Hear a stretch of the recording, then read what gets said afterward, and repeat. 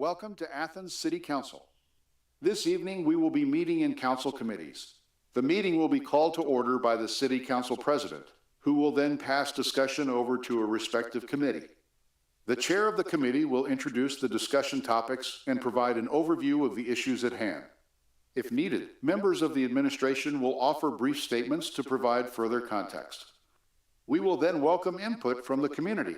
Any citizens who wish to speak will be asked to state their name and address, both verbally and on the sign and sheet located at the podium. Individuals will be given one opportunity to share their thoughts, and the committee chair will have the authority to limit each speaker to 3 minutes. Once all citizens have had the opportunity to speak within the 15-minute time period allotted for total public participation on each topic, the public comment portion will be closed. Council committee members will then continue their deliberations. There may be additional questions directed to the administration during this time. When the discussion on the topic concludes, the chair will indicate whether legislation will be introduced at the next regular session of council and move on to the next item on the agenda or adjourn the committee if their work is complete. The next committee chair will then call their committee to order, proceeding in the same manner as before. Once all committees have adjourned, City Council will conclude for the evening.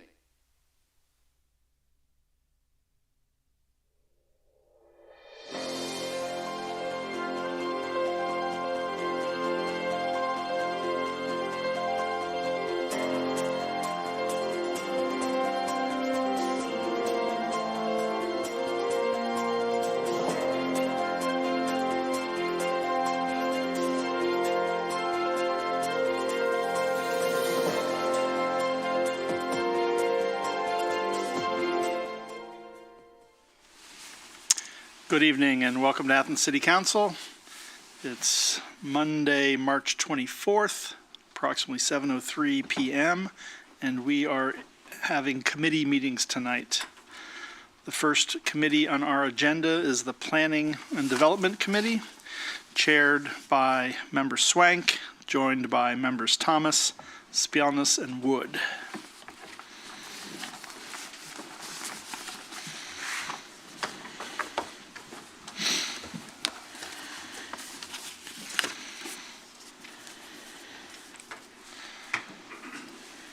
Thank you, President Crowell. We have 3 items on the Planning and Development Committee meeting this evening. The first is consideration of a special right-of-way permit at 30 and 37.5 Woodward Avenue for an existing brick paver patio.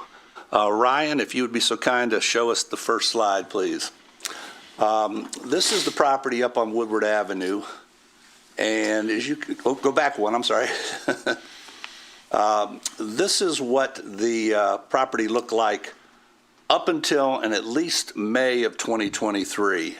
There is a concrete pad to the right which would accommodate 2 cars. It had been grandfathered. It was a legal non-conforming situation. And sometime between 2023, May of 2023, and today, if we go to the next slide, the grass was removed and this brick area was placed in there, and the curb. If we could go one more, please, Ryan. That's what the brick looks like. And one more. Oops, go back one. Back, okay. And the brick curb was added here. What the applicant is asking for is to be able to keep the curb and keep the brick patio in the public right-of-way after it has been put in place. So that's the background information. I would turn it over to the mayor, please, if he has any comments.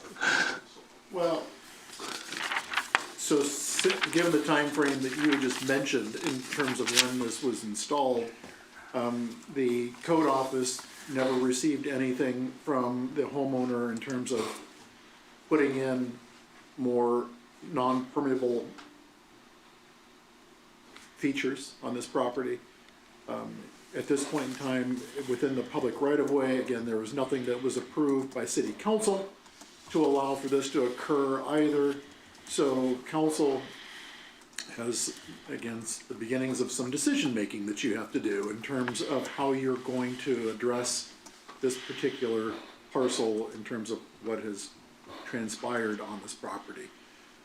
So therefore, to put it in layman's terms, that is an illegal parking area that is on that parcel right now because it never went through any of the process associated with city council nor with the code office in order to put in such a parking space, aside from what was grandfathered, as you indicated. Thank you. Members of the public? Yes, sir.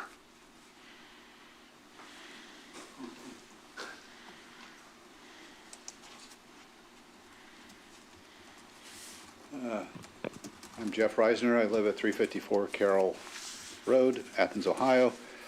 I'm kind of shocked about that. Essentially what it looks like is, hey, I've done something illegal. I'm really don't want to change it, and I want you to now make it legal for me. Thank you very much. I don't like that very well. I mean, if you want to do something, do it right. I mean, what's the big deal? You go to the code office, you get a permit, go through the process. So if this comes before council, as a council member, I would have strong objections to it. I won't tell you how I'm going to vote because I don't know. But at the moment, I'm not crazy about this idea. Thank you. Thank you. Other members of the community? Beth Clodfelter, 35 South Shannon Avenue. Do we know if the code office ever reached out to this homeowner? I mean, were there conversations before they put in the brick part? No, ma'am. Did they reach out to anyone at the city about it? So, I mean, they may argue that they didn't know. Just a thought.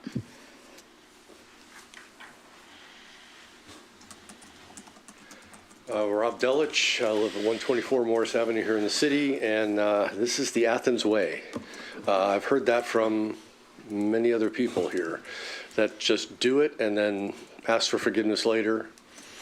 And it somehow usually just gets pushed under the carpet or ignored, or council decides that, oh, it was okay anyway. It does seem weird that we still allow these things to happen in the city, and I think it's happened enough that there's been exceptions like this made to ignore it and let it go, but maybe we should put our foot down. I don't know. Thank you. Thank you. Other members of the community this evening? Members of the committee? Solely beat to the punch. I guess my question is, because we had a situation come up with a dealership in town, and they did some stuff, and we had some reactions.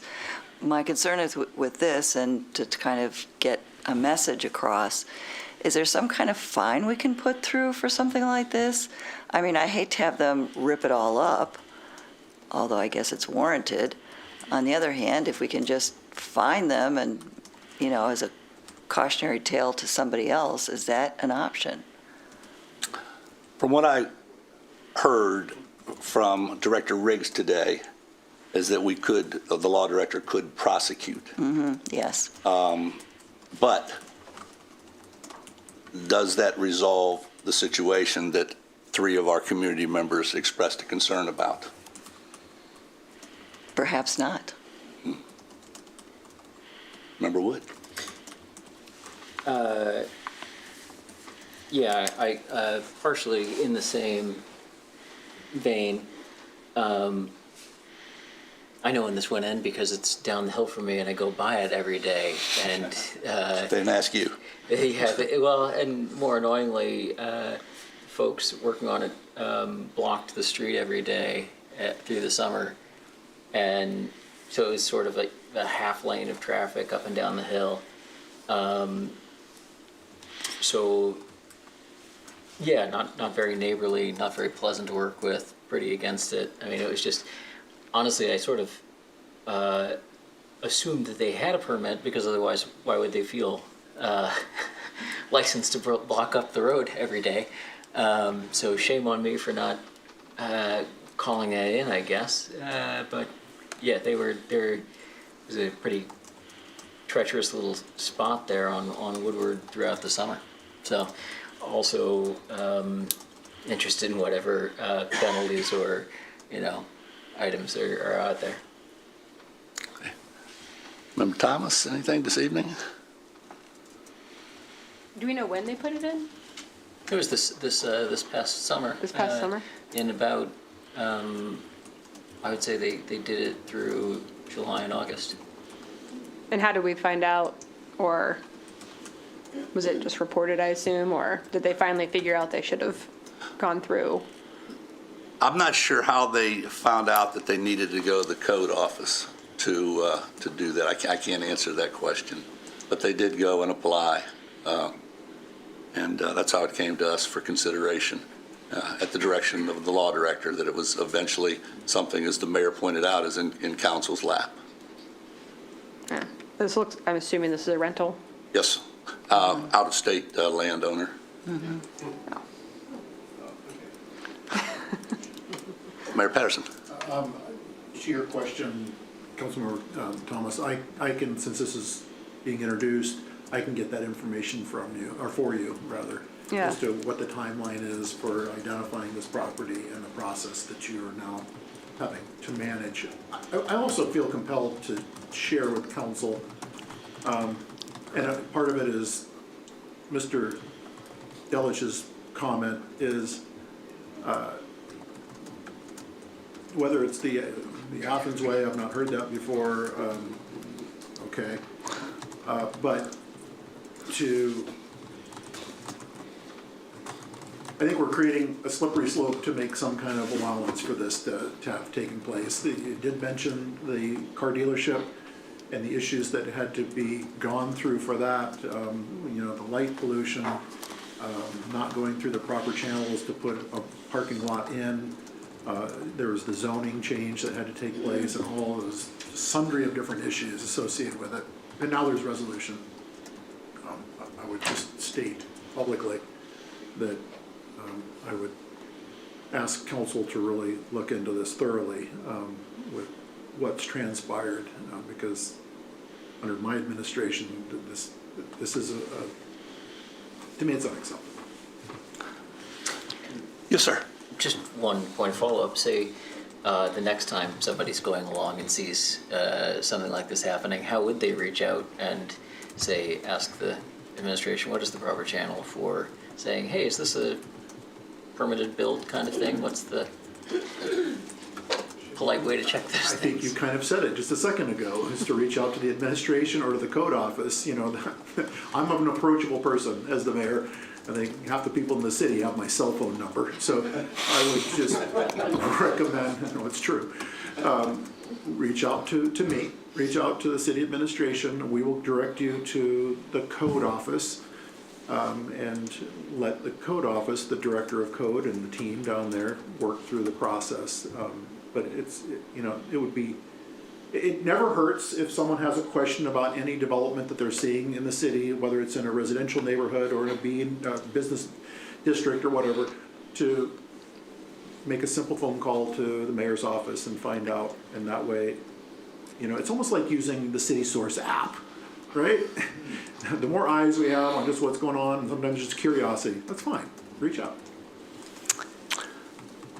Yes, ma'am. So one clarification, they decided well after the fact to come and check. So somebody didn't rat them out. We don't know that for sure. That's what I'm wondering. Yeah, we don't know that for Because that sure. would make a little bit of a difference in terms of how I'd want to answer it. The other thing is, just real quick, and that is that in my looking up on the code office webpage, the instructions for when to get a permit and for how to do that is not available. And it would be really nice if we made that very crystal clear on the website. I think that would help a lot. So to sum everything up, like so many people have said, I have a real problem with this. This is the fifth one of these that have come before us. As you well know, I've gone out to all 5 of these and taken pictures as we did today so we could have an informed conversation. The first one was the awning River of Time Boutique over on West Washington. The applicant filled out the form, paid the money, went through the process, and council was kind enough to suspend the rules and move it up 1 reading simply to get the awning up in time for the return of Ohio University students. A business-friendly move on behalf of this council. The second one was down on Central Avenue. The gentleman had a patio that was older than the house, and we found out it was in the right-of-way of an old road that was there before West Elementary. Went to code, filled out the form, paid the money, went through the process, and gained the variance. The third one was down on Stimson Avenue. That one got pulled. And the fourth one was the one on Grosvenor that we're going through right now, where the gentleman wants to put the fence across an alley to nowhere that goes into a hill and disappears. Went down to code, filled out the form, paid the fee, and got the variance. This is just blatant disregard for the rules. So without the law director here, I'm not sure what the answer to this question is. And perhaps Member Reisner, with his many years of seniority, has this answer. This is a committee this evening. We have, oh, maybe Clerk Walker, we have the option of doing nothing, where then it goes in the hands of the law director to possibly prosecute, or we can take it through the 3 reading process, vote on it. We vote in favor, the person gets it. I'm pretty much against that, and I think some others are too. Or we can take it through the 3 reading process and vote no, at which time it goes to the law director's office. From your experience, which is the most expedient, or which would you advise in terms of process, not on the action or vote the council would take? Or do we have to vote it out of committee? Mm-hmm. And then you can bring it up again if you change your mind, if something comes to light and you feel like you need to discuss it again. My advice would be to let it die here. And then refer it to Life goes on. refer it to the law director for appropriate action in violation of city code. We could. Okay. I think that to Mr. DeLock's point, I'm of the mind that we just can't let it sit there, because that kind of condones the action. Okay, so we'll make a determination between now and Wednesday whether or not we bring this forward or what we do, and I will give a call to the law director and take advice and opinion Well, from I her. think you have to have a vote whether it's going to come out of your committee or not for an ordinance. Have we ever done that before? I don't ever recall voting on a, You don't have to bring them forward. okay. Mr. Mike, may I ask a clarifying sir. question? Do we know, and we may not know, but this may be information we want to pursue, if the property owner has other properties in the city of Athens, and if this decision for this parking spot was made by the property owner or by a local management firm that is managing the property, just so that we, whatever happens out of this property, we can impact this happening again by the same owners and same property management company. But we probably don't know. I think they are one and the same. Oh, okay. Yeah. And do we know if they have other properties in the city? After talking to the one of the residents of 37, I came away with the impression that the person she deals with is the owner, not a property management company. They have a, But he has different property management companies, more than one, that he manages. And there's a lot of interesting names, shall we say. Yes. Okay. Thank you. Thank you. So, excuse me, but did we conclude what we're going to do? Are we going forward or not? Because my thought is, because we don't want this to happen again, if we don't talk about it again, it's not going to be in the public conversation. So I would offer this, as chair of the committee, that I will contact both code and the law director's office tomorrow for two things. One, further information to answer some of these questions. And secondly, legal opinion as to the best course of action to take. Again, not asking the law director or code to make a decision yay or nay, but process. Okay, Would that be acceptable, members of the committee? yeah. Okay. That's where we're going to leave it.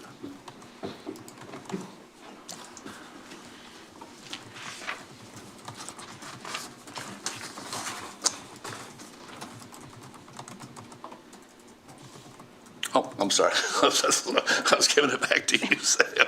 Okay, item number 2 on our bullet point. These get easier, I think, as we go along. Comprehensive Plan Review Advisory Commission. Back in 2006, which is, 19 years ago, Ordinance 09306, that predated your time. I see the name on here. Debbie Phillips was a member of council at that time. And I'm going to read just a little bit of this for background, and then we'll go through the process of the mayor and the community and then the council. An ordinance creating the Comprehensive Plan Review Advisory Commission and amending the Athens City Code. Whereas said commission will oversee the performance measurement system of the city's comprehensive plan, be it ordained by council of the city of Athens, Ohio, that the Athens City Code is hereby amended to add the following. Establishment of commission. This first part lays out who would constitute the members of the commission. There is hereby created and established a commission to be known as the Athens City Comprehensive Plan Review Advisory Commission, consisting of 7 members to be appointed by Athens City Council, consisting of 2 representatives of the neighborhood associations, 1 member of the business community, 1 person with relevant expertise from Ohio University, and 3 members who are qualified electors of the city of Athens. Ex officio members shall be the mayor or his or her designee, a member of the Planning and Development Committee of City Council, the city planner, and the county planner. Section B, which I will not read, simply goes through 1-year appointments, 2-year appointments, 3, and all of that. Section C, all meetings are open to the public in accordance with applicable state and federal laws and regulations. The commission shall elect its own chairperson from among its members, shall maintain a record of its meetings, proceedings, and shall adopt such rules and regulations of self-government as may be necessary to carry out the purposes and provisions of this section. So that lays out the makeup of the commission, the members, 11 in all, 7 appointed by this council, 4 based on the office that they currently hold, would make it a total of 11, and that the commission shall elect its own chairperson from among its members and shall maintain a record of its proceedings and shall adopt rules and regulations of self-government as may be necessary to carry out the purposes and provisions of this section. So that's a background of what this is about. Again, in our order to the mayor. The only thing I want to add to this is that in this process, much as in the past, the city planner is the point person when it comes to our comprehensive planning. Paul Logue was involved. I don't recall who was involved from my office, maybe the planner. I don't even think we had one back when Pogmeyer was the initial architect of the original comprehensive plan back in 03 to 06, in that time frame, codified, I believe, in 06 or 07. But the city planner at the time was certainly the lead with the comprehensive plan 2.0. And as we look at this particular comprehensive plan update, I believe that it would behoove all of us to have our city planner, Megan Jennings, be the point person on this, with the appointments coming from council that were just described. And then the mayor has one, either the mayor or designee. For my office, I will likely be that person. And if council is okay with this, to have someone who could be my proxy, basically, at meetings if I'm unable to attend this moving forward, but most of this will be taking place during the normal workday.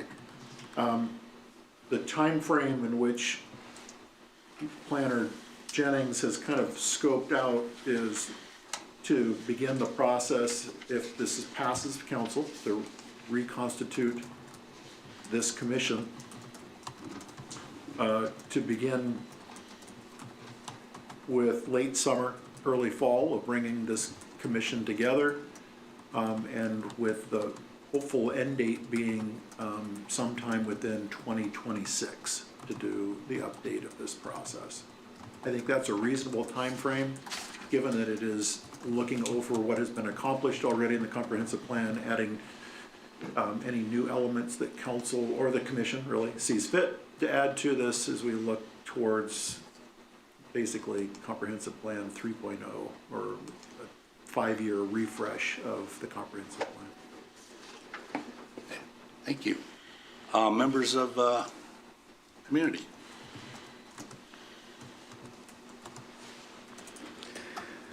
Thank you. Micah McCary. I'm a city council member, but I'm not part of this committee. I live at 3 Windsor Place in Athens, and I just want to comment on the timeline to suggest that if we are able to move faster on this, it might help the city administration and the council have a clearer sense of what our priorities are from a budgetary perspective entering the new fiscal year. And that means that if we're not getting started until the fall, we're unlikely to have updates on what those priorities that we want to maintain from the existing plan are, or significant changes that might alter our budgetary priorities. Thank you. Other members of the community. Yes, sir. If anybody really wants to be timed and me turn on the little pretty lights, just let me know. Jeff Reisner, 354 Carroll Road. I'm also a member of council, but not on this committee. Let me put on my AMAC hat for a second, the Athens Municipal Arts Commission. The comprehensive plan revisions have come up in discussion at AMAC meetings.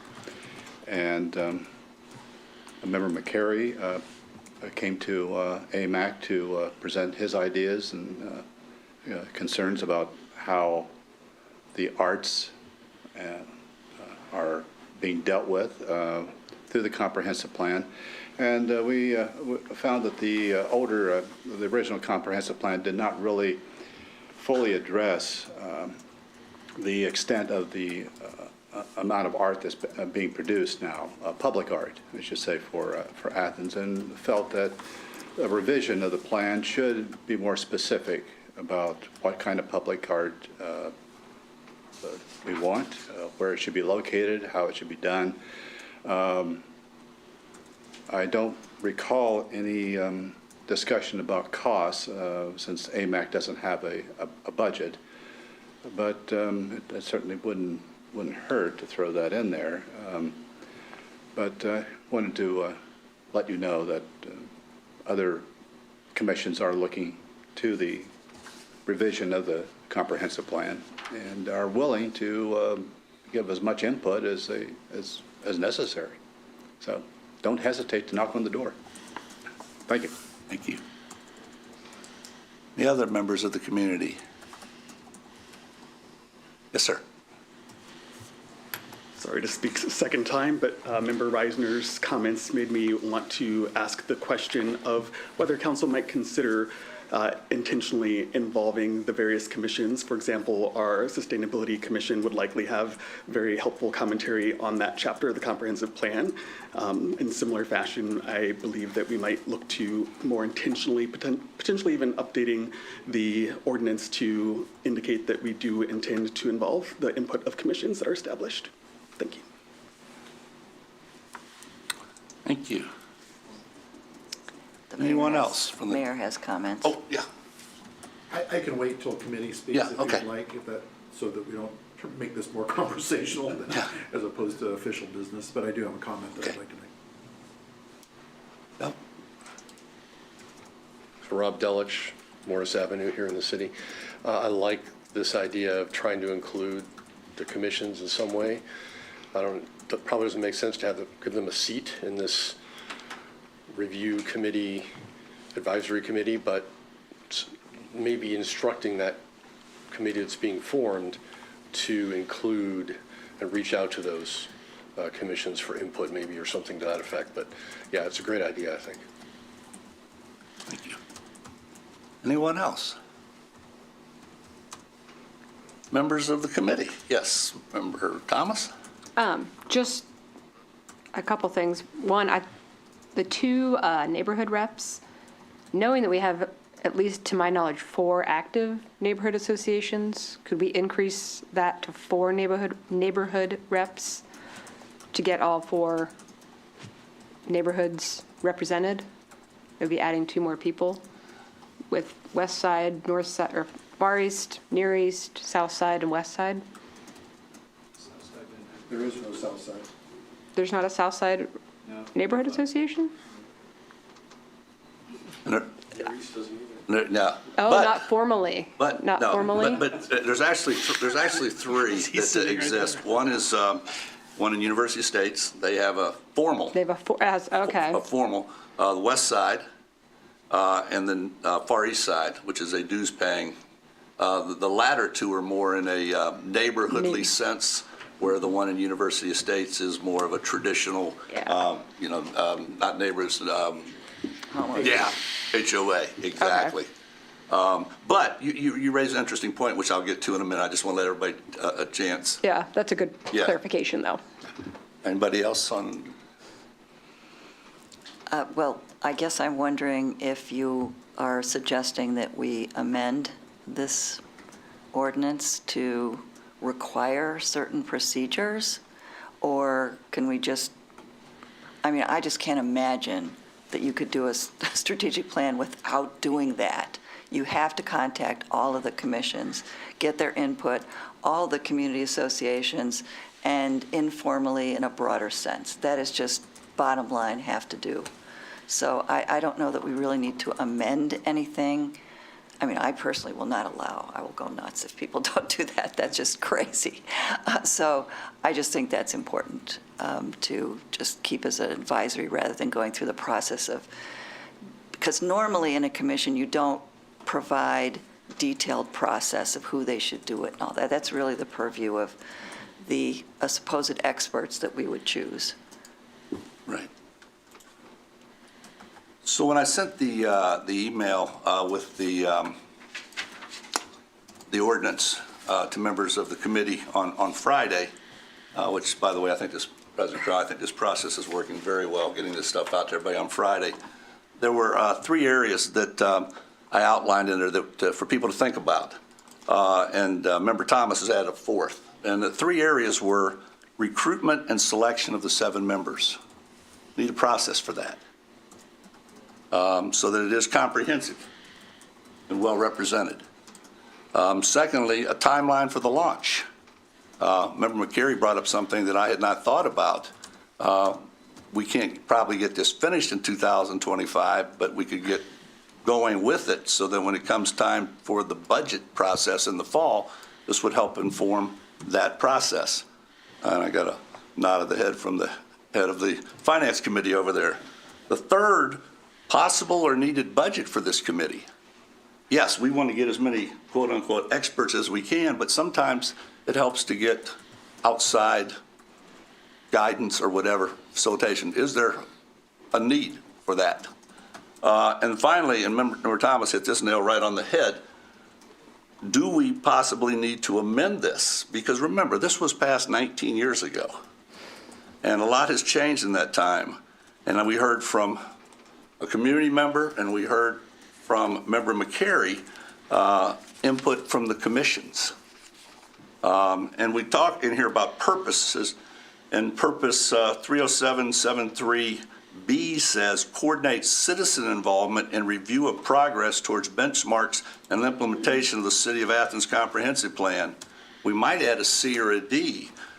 Coordinate commission and board involvement and review of so on and so forth, since we have so many of those. So those are some things that I thought about. particularly the recruitment and selection of the 7 members. How do we go about getting those folks? There's 2 parts to it. Getting a pool of quote-unquote applicants or recruits, and then vetting them, council vetting them, and picking the 7 best candidates that we can find that are representative of the entire city of Athens. So there's some thoughts I have on it. Throw it back to members of the committee for comment or addition. Yes, Member Thomas. I was going to actually see if we could throw some questions at the mayor as to if he remembers offhand the cost of it last time. It's noted in the comprehensive plan that it was at a fraction of the previous plan, cost-wise. And then, what was the timeline again? You went through it pretty quick, and I didn't get to write it down. Sure. Or proposed timeline, sorry. Thank you, Councilmember Thomas. The original plan back in 2003 to 2006, or whatever the time frame was again with an external planning organization, Pogmeyer. That was $250,000 in 2003 dollars. In conversations with Paul Logue, who was the city planner at the time, that I realized we had accomplished about 80% of what was in the old comprehensive plan, and why wait until 2027 to start over, because it was a 20-year plan. We got to work, he got to work, and what he asked for in terms of budget was $50,000, and felt he could accomplish it by having Ohio University interns working with him, who he had quite a few. And at the end of the day, I believe it was around $20,000 to $20,000 that the city planner used to accomplish a full-blown rewrite of the comprehensive plan. It was impressive what he was able to do. I do want to address the various boards and commissions and input that was discussed earlier. Of course, that's part of what any city planner is going to do, is to reach out to all interested parties. That's a normal part of this process, so that will happen. I'm confident that Planner Jennings, that's part of her plan in moving this forward. The other thing that was mentioned that I do feel strongly in terms of addressing is, Councilmember McCary, I understand the urgency that you are feeling in the budget process, but I'm going to tell you flat out, that's not going to happen, to where this goes through the entire process. Now, coming together with the commission, sure, you can get that pulled together. That's in your wheelhouse too, because you're the ones who will be appointing individuals other than my designee and the city planner. But there's no way in which there's going to be a product that is going to be produced in time for the city's budget, which will happen at the end of this year. That's impossible. I'm just being frank with you all, because there has to be thorough input that's coming in, to really address where we're lacking in things in the current comprehensive plan, and so to tie it to the 2026 budget, it's just not going to happen. There's just not enough time left in the year for us to try and jam something into a final product that is the 3.0 comprehensive plan and go, okay, now let's build our budget partially off of that and the outcomes of it. To have that by next year for the budget planning of 2026 for the year 2027, that's doable. That's realistic. But I'm just stating what I saw in the comprehensive planning for the most recent rewrite of the comprehensive plan. It was 2 years of planning. It wasn't something that happened overnight. There was 2 years of planning, because it's not just working with the Arts, Parks, and Recreation, or the Recreation Council, which they were involved in it. It's also reaching out to all the different users of our city public lands, recreational spaces, and what are their wants and desires, what do they want to have, as opposed to it just being through the Rec Advisory Council. The same held true with the involvement of other boards and commissions that were involved in that comprehensive plan, but also just stakeholders. This is a dynamic document. I've said this before when this came up. This is a dynamic document that is the people's document. It's not the city government's document. It's our guide, but with a lot of public input. And so to be thorough, you have to get as many people as possible to come together and weigh in on zoning, weigh in on, again, our recreation spaces, weigh in on, pick a function within the city for people's, wish, wants, and desires. I can tell you that the Essence of Athens was a guidepost that was used, which was another amazing document put together by Paul Logue, as well as his co-author on that particular document, which, informed us more as to, if you want a blue sky, what the city will look like or be. Things were put forward with public input into the Essence of Athens that, again, became one of the guideposts for the updated comprehensive plan. And then there's council's input into the comprehensive plan, of course, what you want to see, what you think is missing in the city, what you think is going well, what changes you would like to see. So, Shade Tree Commission was involved. A lot of entities were involved in that. So a couple questions for the members of the committee. The first deals with recruitment and selection of the members. Any thoughts on how we go about doing that?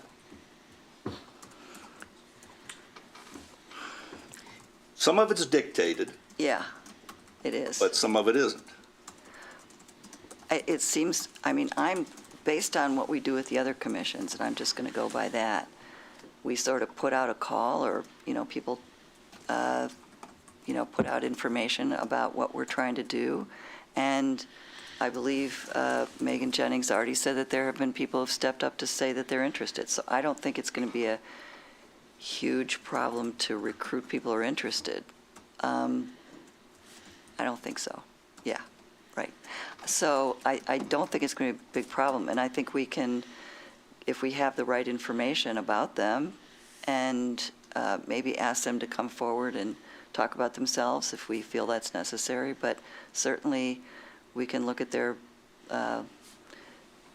bio and say, this is what we want or we don't. I don't know that we need, I guess I'm concerned that I don't want to get bogged down in process when I'm assuming, okay, so I think that will be easy enough. I don't want to make this too complicated, in my opinion. I think the budget issue will be something that I'm assuming in the past, because it's not in this original one, it was decided upon later. So I don't think that needs to be a part of, it's obviously an important factor, but I don't think it needs to be a part of this, so. And I do want to say, Mayor, I appreciate all the things that you said. I do think, and maybe I misunderstood, that Member McCary was essentially saying he'd like to get going so that we can have a commission in place. I don't think that he meant that we would get it all done or anything. Perhaps I misunderstood, but I thought that was really his point. We wanted to get moving on this as quickly as possible. If I wasn't mistaken, I'll take it a step further. I didn't think you were talking about having this done, Yeah, that's but what I having it was saying. prioritized, and perhaps going back to Member Reisner's point, perhaps the committee would come up with something that the arts is their number one concern, and that we might have that complete for the budget process for 2026. Not the whole document. I agree, Mayor. You're absolutely right. There's no way this whole thing could be done by 2026. But we could, I foresee this being prioritized by the committee and then revised in sections, like we complete a book of short stories. We finish the art short stories. Then we move to accessibilities. And I'm just picking topics. Obviously, I'm not prioritizing. And then for 2027 budget, the whole thing's definitely done in 2026. Otherwise, this committee's just meeting to meet. I guess what I'm having a little trouble, and maybe I just not understanding this, you're talking about Planner Jennings coordinating this. But I'm having trouble jiving that with the commission shall elect its own chairperson. Are you suggesting that she's the chairperson? I am. Then I don't think that's not in the ordinance. It's the commission that chooses the chairperson, not anybody else, unless we were to amend the ordinance. But it clearly states, the commission shall elect its own chairperson, period. Yes, sir. So in 2006, there was no city planner. That Paul Logue didn't start until 2024, or 2028, rather. I'm sorry. 18. That's my dyslexia coming out Time loud machine, and clear. yeah. In 2008 is when Paul Logue became the city planner. So this was crafted before there was a city planner for the. But this says Which the is, which is commission. why it reads as it does. Yeah, at this but point. it reads that way, and that's Sure, the way it sure. is. Well, it can be amended. I was going to say, it could be amended if this council decides to amend it. And when I said there were 2 points, the first was recruitment and selection of the 7 members. Back to Member Thomas's point, possible amendments. Any thoughts on that? Yes, ma'am. Really just a observation, agreeing that we might need to, if we think we need a couple more neighborhood reps, that would be an amendment. Just the ex officio member part, in my experience, those tend to be who do end up chairing or organizing because they have the institutional knowledge and your most consistent members, which would be the city planner, the mayor proxy or designee. So while it wasn't formally, that just tends to be how it shakes out in other strategic plans I've been a part of. Yeah. But I'll go back to the mayor's point. This is not our document. This is not the administration's document. This is the people's document. And there may come out of that committee someone who ends up being, again, that's their choice according to this, unless we amend it. I don't think we're going to answer all these questions tonight. And I would propose that members of council, members of administration, members of the community think about this, and we pick up the discussion at our next regularly scheduled committee meeting in April to see if we can fine-tune some of these things and do it right from the get-go. There's some very, very interesting points that have been made up today. We hadn't even talked about arts, but that's a great point. Every time I drive by the fire station and see that box there and envision that gigantic Passion Works things that may go in that new roundabout on 682, that's a big part of this community. So would the committee be amenable to picking this discussion up at our first committee meeting in April with maybe some concrete proposals to move this forward? Yes, ma'am. Yeah, I'm fine with that. I mean, I think I'm pretty clear in my mind, unless somebody can convince me that we can use this document without any changes, and then when there's issues regarding how much money needs to be funded, we can add that as we can make that a separate ordinance, and maybe other. But I think process really ought to be the purview of the commission, that is members that are voted on. Okay. All right. The bullet point number 3, utility easement. This is the easy one. Ryan, can we have that slide, please? And I'm going to have to go over here to the screen. Points of reference. Little Fish Brewery. Road out to Armitage, the river, West Union, right here, or not, 682 right there. Right now, what you see in blue is a utility easement that goes back to 1924. Yeah, 1924, 101 years ago, for the gas line that goes here. Now, you're wondering why it stops here and why it stops there. That's city property. Outside of this is not city property. outside of this is not city property. This black line is showing city property. Then the gas company has an easement in the city property. They want to get rid of this section. It's 101 years old. And they're asking for a new easement, which is right here. In exchange for that, they're going to give up that old easement so the city gets that property back. So we're going to go from a 101-year gas line to a 2025 gas line, and they're asking for this easement right here.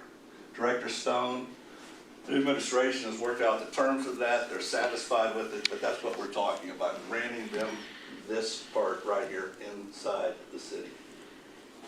That's the overview. Mr. Mayor, anything you want to add to that? No, you summed it up very well. Okay, great, thanks. Members of the community.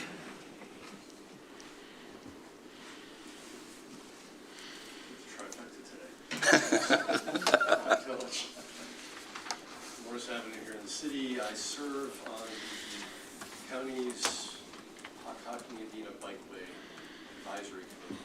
So it's a county commission, but there are 6 jurisdictions involved in that we're advising. One of them is the city. The bikeway is the thing you didn't point out in that map.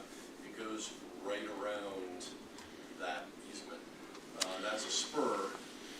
They call it the Little Fish Spur or the Armitage Spur. I think it would be good just to pay attention to any impacts that might be on that. It looked like an improvement, and where this part of the easement's being given up that's nearest part of it, but there's still, I don't know if they're laying new pipe in the other section, that could be an impact on the bikeway, and want to minimize that if we can. It's interesting that you bring that up. I talked on the phone today with Director Stone and predicted that you would have a question along that line. And what he assured me was this is going to be done through boring, so we will not be displacing the dirt and all of that kind of stuff. And he assured me it will have no effect whatsoever on the bikeway or the river. In fact, it will be more ecologically sound than the 1924 pipeline that we have there now. But yes, it will be done through a boring process. All right, sounds good, thank you. Yeah. Anything changes, I'll let you know. Other members of the community? Mr. President, that concludes utility easement and planning and development, and that item will be, Clerk Walker, bullet point 3 will be on the agenda. Oh, I'm sorry. I'm sorry. Yes, committee members. Rob spoke to a lot of what I'm concerned about for sure. And now that permitting is on top of mind right now. Curious if there will be a new construction or new boring project, what type of permitting will be involved in that? And yeah, what kind of guarantees about preservation we would have, because that is a really nice wetlands. It's a really great part of the bike path. Hate to see that be impacted.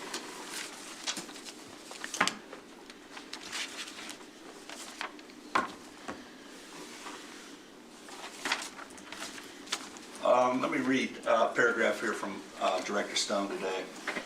We've been going back and forth with the land agent for Columbia Gas Transmission for an acceptable agreement and determined that the amendment to easement and right-of-way is the best instrument for what they need while protecting the city's interests.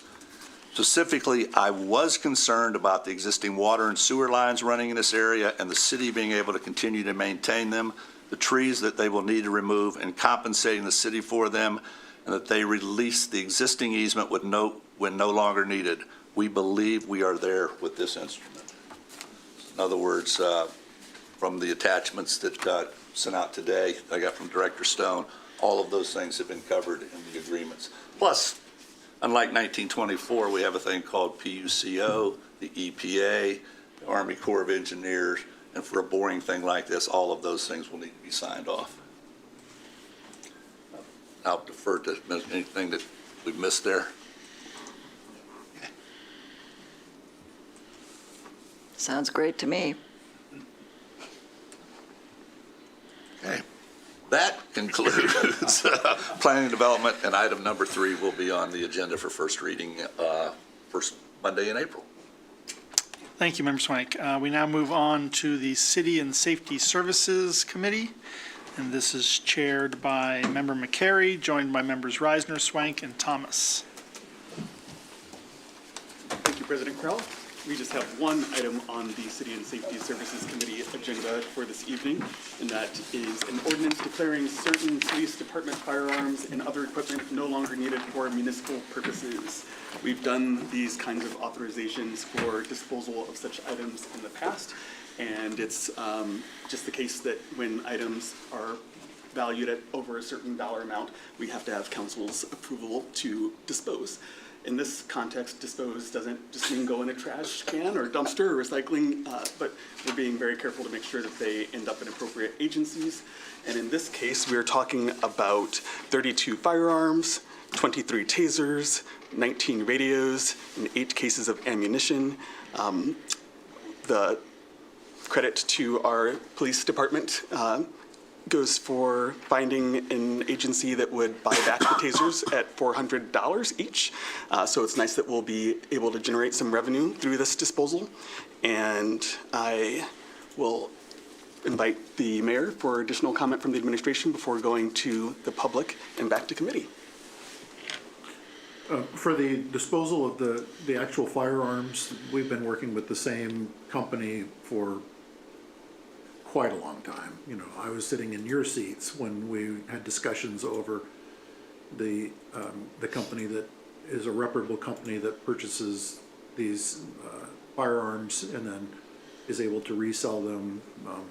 So we've had great success with them, and again, using that money, the credit that we get, to go back to the police department, and as you mentioned with the tasers, because that was a question that came up. The company that we've used before to dispose of the sidearms, the firearms, that they don't take the tasers, but we've identified a company that does, you know, responsibly repurpose the tasers as well. That's great. Yeah. I don't recall where the radios are going to go. I can get that information for you as to who we would dispose of them to. And bear in mind that with this ordinance, or as the ordinance is created, what has happened in the past is with certain things, in particular vehicles, that we can donate them to other municipalities that may be in need. These radios may be such an item that we could see if one of our local villages is interested in having access to those radios. Again, we've done that with vehicles to Albany, we've done them to Gloucester, other municipalities, and so I'll look into that as well for the radios. Excellent, excellent. Thank you for the update from the mayor. How about members of the public? Any comments on this agenda item? All right, seeing none, do we have any comments or questions for committee members? Yes, usually, I remember right, in the past when we were disposing, getting rid of firearms, that means we're going to be purchasing new firearms to replace the ones we're disposing of. Is that coming up soon, a purchase of new firearms? I don't recall, but I can discuss that with the chief and get that information for you. You know, because, well, my memory's kind of tricky these days, but it seems like the last time we did a major disposal, it was well over 50 firearms that were traded in or disposed of, and we got a whole new brand that came in. So I'm assuming that this disposal is part of the, what used to be new back then is now old, and we're going to replace them. Is that, you know where I'm going with this? I do, and so I remember the large number you just said, Yeah. That large cache of firearms. Some of those were confiscated Yeah, firearms that's as well, Yeah. that we were able to trade in with little or no value. Right. It's, you know, associated with those. But I can get all that information as to how many were service revolvers or firearms, and how many were, if there are any in this tranche of firearms, how many of them are were confiscated. Right. people will actually even turn them in and just go, look, I have this old 22, and I don't want it anymore, you know, and whatever, it's of no value, so will you take it? And we've seen that as well before. Thanks. Any other comments or questions from members of the committee? If not, our plan will be to see an ordinance on this at our next business meeting. And that would conclude City and Safety Services for the evening. And we are adjourned. Thank you for attending.